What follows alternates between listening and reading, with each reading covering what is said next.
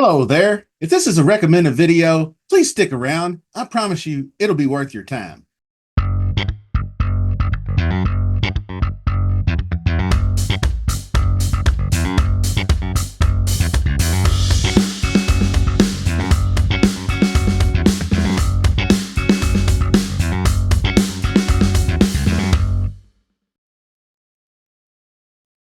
Hello, golf fanatics. Billy Ho here, coming at you with a PGA Tour. We're heading to the land of the rising sun. ZoZo Championship time, 78 player field, no cut, top 60 available players. And then we have some of the Japan Tour's best. We'll talk about those. So we're going to get right into it. We're not wasting any time. All I ask is sub to the channel if you haven't done so, smash that like button, and share us on social media while you're at it. I do PGA Tour content. My main thing is horse racing. So if you watch me at all, you know I cover all the Breeders' Cup, all the major races, big Kentucky Derby guy. So let's get into it. We're going to a par 70 golf course with a very unique setup, 5 par 3s, 5 par 5s. Not only that, it plays 34 front, 36 back, stretches just a little over 7,000 yards, so it's not very long, but it is tree line fairways. Accuracy, very important. We spent a couple weeks in the desert here in America. This is more forest and kind of temperate. I don't want to call it rainforest type, but it's a much more moist kind of temperate zone, I guess you would call it. So it's definitely going to be a completely different ball game as far as the way the air feels. Weather, keep an eye on the weather. It's going to be wet. Like I said, it's going to be a soft golf course. There's probably going to be some rain. I don't know if this is technically the rainy season in Japan, but it's going to be moist. But you want to be accurate off the tee because you really want to play from those soft, cushy Zoysia grass fairways. They just sit up so pretty. The ball does. Water in play on multiple holes. Back nine has a lot of water in play. There are 10 par 4s split evenly. We got 5 short par 4s, like number 8, which is 395 yards. Then you have 5 on the longer side, like hole 17, 491.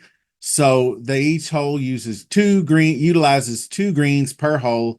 That's going to shake things up. They're likely going to err on the smaller of the 2 greens. I would think most likely, but I do believe if you just landed on the wrong green, you get a free drop to the nearest point of relief. The greens are pure bent grass. They run on the slow side, 10.5 on the stimp. Like I said, weather usually plays a factor, but my first look, it looked pretty benign to me. So we'll be wet. Of course, we'll be soft. That's the climate. As we dive into Fantasy National, we are going to need to come up with some kind of strategy. So let's take a look at some modeling. Okay, so here is the scorecard on Fantasy National, and you can see the first few holes are definitely not difficult, so you can get off to a pretty hot start. You got 2 short par 4s, and then technically a short par 3. And then you have, before you get to the couple of really tough holes, so you could get off to a good start. And then you have an easy par 5 coming up. Only 1 par 5 on the front. Then you have a couple par 4s that are shorter. Then you get into the back nine. So it's pretty evenly split. You've got 3 of the toughest 6 holes on the front. And then you got the 2, the 5, and the 4 on the back. So they split it up fairly evenly. The par 5s are definitely gettable, 48% birdie rates. And then you got a 2.9% eagle rate on 18, which is pretty decent. And 1.4%, that's probably average. But you can see only 39%. So it's a little tougher on this first par 5 that when you get into it. The second par 5 is definitely a long one. You can see it's only 24% birdie rate. So not an easy golf course. It's probably going to be mid-teens, I would say, for your winner. And then we go down here and look at a few other stats. Fairways gained. I believe accuracy is going to be middling, maybe slightly on the downside of, definitely downside, closer to 50% than 60%. Green and regulation percentage is about right. Uh, Other than that, it's a pretty straightforward ball strikers type course, but you definitely want to be in the fairway when you rock it out. And then if we look at tournament history, obviously 2020 we played it over here in the States due to COVID, but we have had 3 straight years in Japan at Accordia. So those are the ones to pay most closest attention to. And then if you want to go back and look at the inaugural one that Tiger won in 2019, that's all good as well. Uh, you can see how I got it in order of strokes gained total here.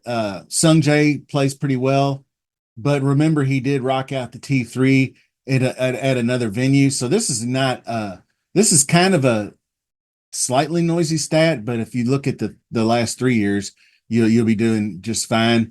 The mixed condition model is gonna be still good from last week. I'm not changing a thing. I got my 2 wedge buckets in the last 2 months.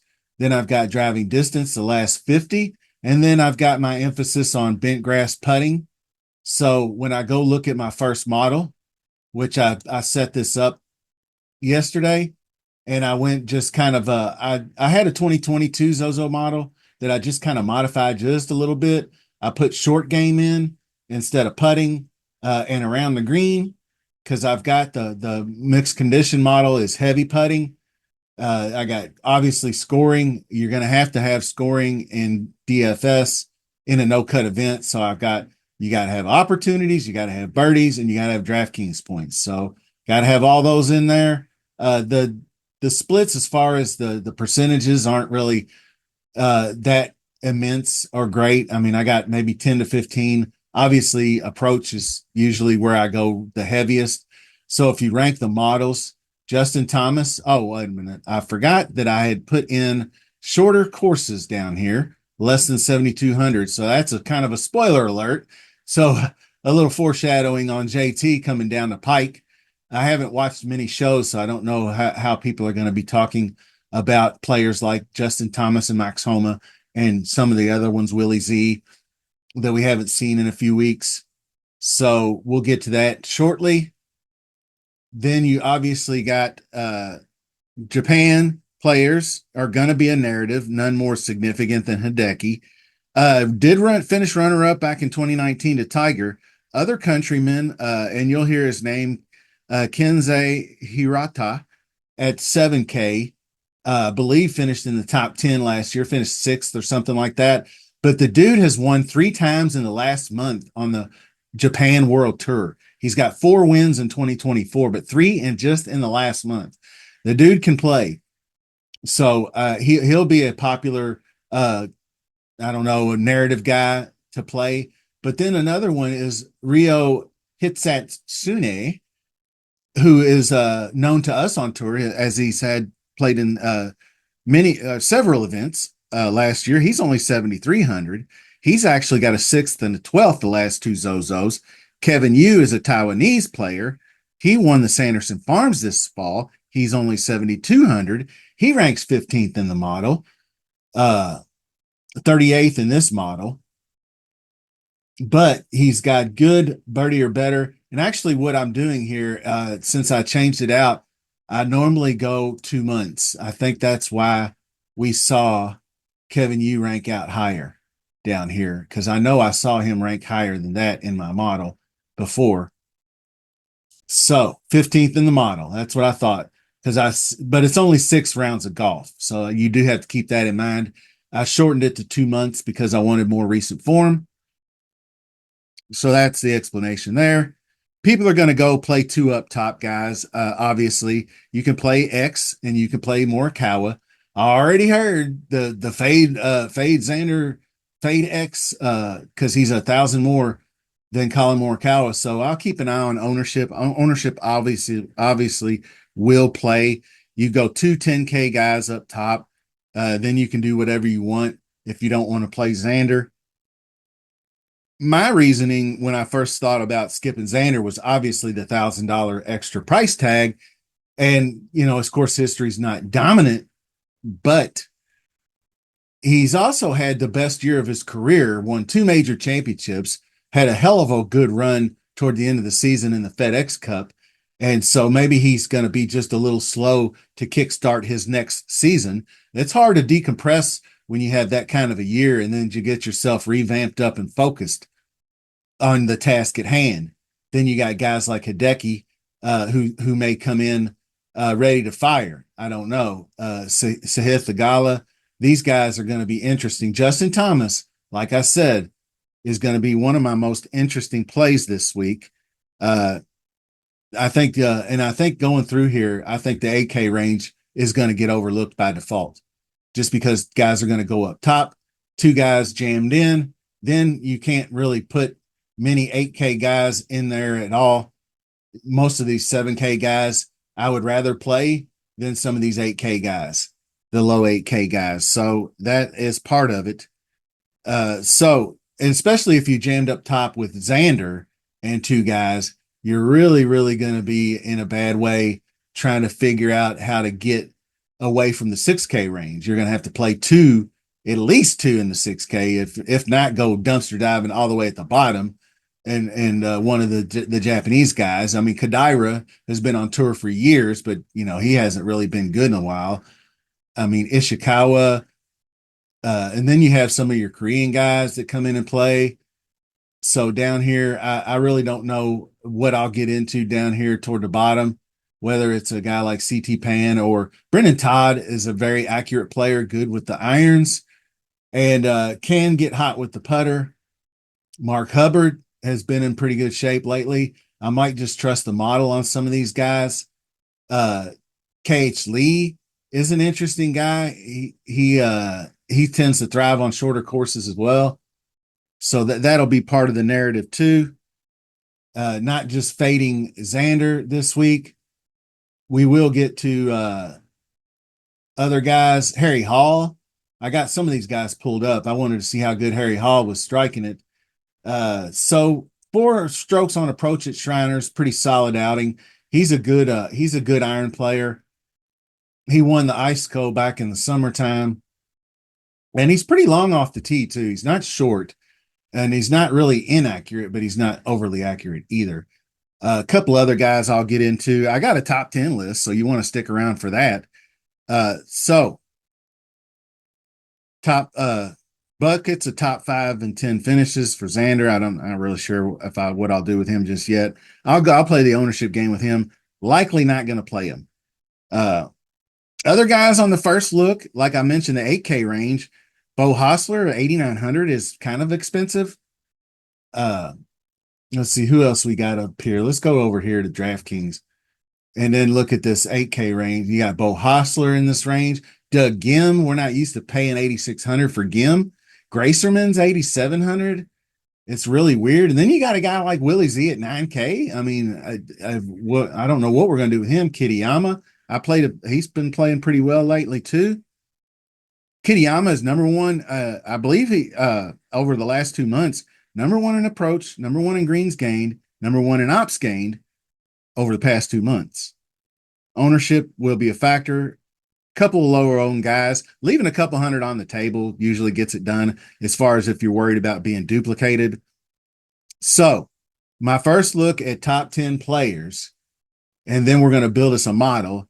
I have number one in the model on short courses was, and he used to dominate no cuts left and right, slower greens. I'm hoping to help that awful putting is Justin Thomas, 9,500. I mean, he's just, the price tag is there. I think people are still going to have that bad taste in their mouth about what a down season he had. And it's really going on 2 years at least now. So I'll back him this week and see what he's got coming out of the gate. Then you have guys like Morikawa and Hideki up top. I mean, Max Homa, I saw JT and Max Homa having a little chipping contest, and Max Homa was taking it to JT, having fun with JT at his expense and saying, I'm back, baby, I'm back. So hopefully if he's got the driver straightened out, he's a steal at 8,200. Willie Z, a steal, I think, at his price. Harry Hall. Then I have the Japan guys in Hitsatsune and Hirata. Then Siwoo's probably just a pure gut play. And welcome back, Gary Woodland. He is finding his game after that brain surgery. And I thought I had Woodland teed up, but he's got like a top 10 and a top 20 in his two events in the fall. So he's passed. I think he's actually got uh, his game again, hopefully off the brain surgery. He jams on shorter courses and low key good and no cuts. And he likes it overseas. And he used to be really, really good in those Korean events over there when we went over there and played a no cut over there. So let's build a lineup and then get out of here. Uh, so what I was thinking initially was defending champion Morikawa, but every time I play Morikawa, he just kills me. But yeah, see, this could be my two guys to jam in, and then I got a shit ton of money to go down underneath.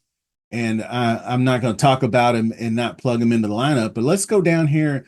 Davis Riley was another one. David Skins. Some of these guys can. I mean, we know what David Skins can do. Just any single. This is the kind of guy you want in a no cut. A guy that might come out and fire 76, but he might come out and fire a 60. And so keep an eye on guys like that, especially in showdown. Luke List is down here. All he's got to do is make a couple of putts. He's a great ball striker. Adam Shank, all kinds of guys. I do kind of like Shank. So we plug him in just for fun. And now we got all kinds of room. And then we can hammer time on these 7K guys. And we'll put 7K Hirata in the lineup. We don't need to double up on too many of the countrymen, but you could put Hitsatsune in there. Fishburne's a pretty good player.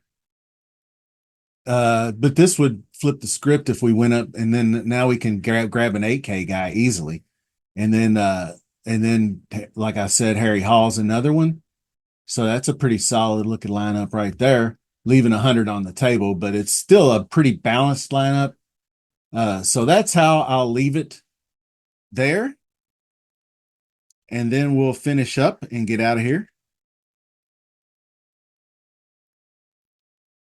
So that'll do it for the preview this week. A little bit more in depth. I tried to cover more golfers and plus the top 10 list in your background to send you out in style. So all you have to do, if you haven't done so, is subscribe to the channel and hit that like button while you're down there too. Share me on social media, Facebook, Instagram, X, Tumblr. I don't care where you're at.